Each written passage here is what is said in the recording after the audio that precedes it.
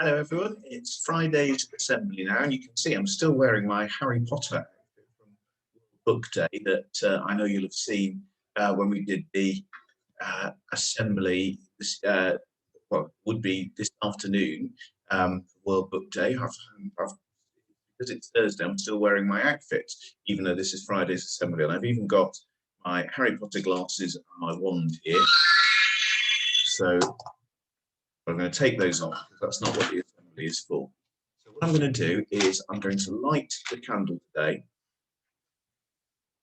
I'm going to say, Jesus said, I am the light of the world. And this week, learning all about following Jesus's example. Following the example that Jesus set, because Jesus was an amazing person. Jesus is an amazing person, and he has set us so many fantastic examples in his lifetime that it would be, if we want to follow, to be good people. And I'm going to tell a story today about something that happened during Jesus' life that showed what an amazing person Jesus was, and also showed someone who followed Jesus's example.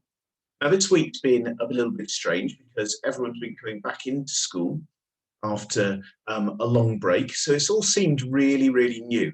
And there might be things that have seemed quite new to you. Maybe you've grown a bit out of your uniform over the time, or shoes. Maybe it's your classroom's changed a little bit. Some of you, I know, even got different members of staff that you're working with. So it is all a bit strange this week. Anyway, I'm going to tell you the story about someone who made a new start to his life. His name is Zacchaeus. So one day Jesus was busy teaching and healing, and he came to a place called Jericho. A huge crowd came out to see him. In the crowd, there was a man named Zacchaeus. Zacchaeus was not a popular person. He was a tax collector. So his job basically was to take people's money off them and give it to the Romans at the time. And to make things even worse, Zacchaeus was really not a very nice person. He actually stole money from people because he charged them even more than the Romans asked for. Basically, he kept all of the money, or a lot of the money, for himself. So Zacchaeus had joined the crowd because he really desperately wanted to see Jesus. He'd heard loads about him. He wanted to see what the fuss was about. But there was a bit of a problem, because Zacchaeus was not a very tall person. And he couldn't see over the heads of the people in the crowd. So it looked like he was going to miss out on seeing Jesus. But he found an answer for himself. There, in front of him, right by the spot Jesus would pass, was a tree. Quick as a flash, he climbed up the tree, and he could now see clearly. So Zacchaeus watched as Jesus got closer. Then, without warning, Jesus stopped right under the tree where he was sitting.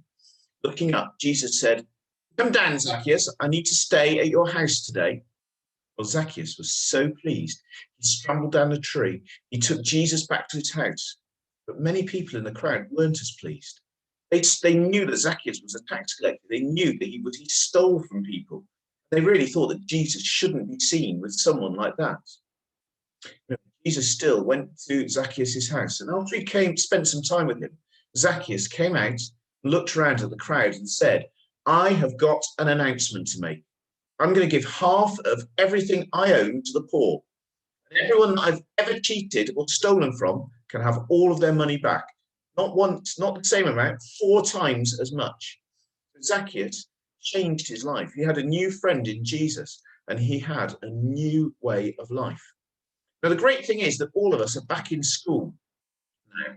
And those of us who've maybe not had great times at school in the past can actually think about things and change things for ourselves. It's a bit of a new start. And so if you are looking for a bit of a second chance, a bit of a different way of doing things, an opportunity to maybe work a little bit harder, to behave slightly differently, we can do that now. We can start to use this opportunity to act in a different way. It's a little bit like a new school year, isn't it? But even, because we've been off for so long, excuse me, but we can be back and we can really make ourselves follow into really great people and follow Jesus's example. So I'm going to say a few questions I want you to just think about as I say them. So we're back at school. I just want you to think whether you are looking forward to being back in school, whether you're enjoying being back in school. Is there anything you're nervous or frightened about? Anything you'd like to do better than before the lockdown? What new chances would you like? And how would you like to be different? I'm going to say a prayer now. Let's pray. Dear God, help us when we're frightened. We have to go somewhere new. Help us to always be willing to try something new. Help us not to be afraid of making a mistake. Help us to remember other people's feelings, especially if they're new to our school. Help us to always do our best. Amen. We'll blow out the candle now.